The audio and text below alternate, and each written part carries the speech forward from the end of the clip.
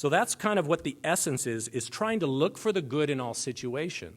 Now, the reality is life isn't full of all great situations that we experience.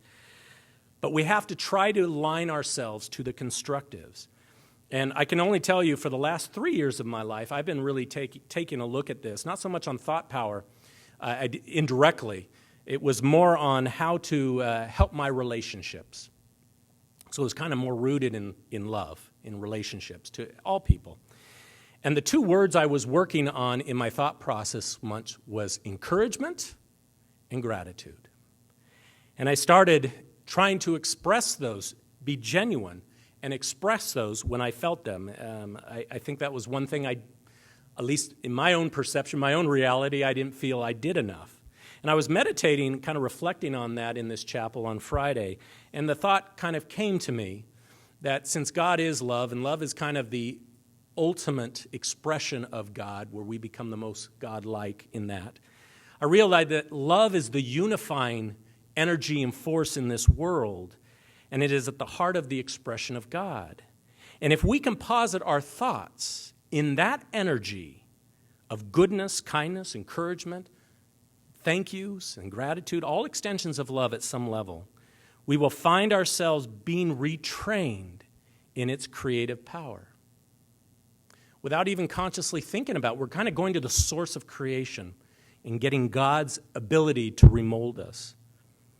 And then I realized that if we can do this, we're going to have less of a karmic residue for future lives.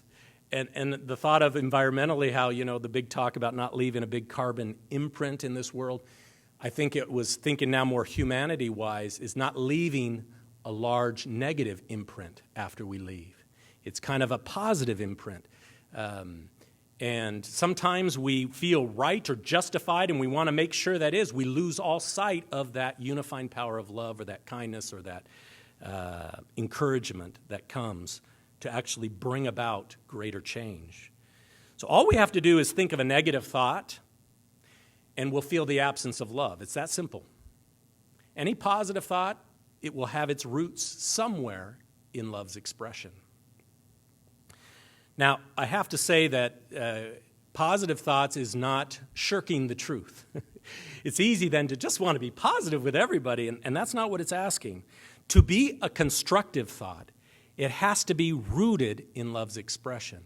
And if we're flattering someone, if we are dramatizing something or overlooking facts to be positive, then ultimately those archetypes that are created, first of all, won't have real definite form or shape.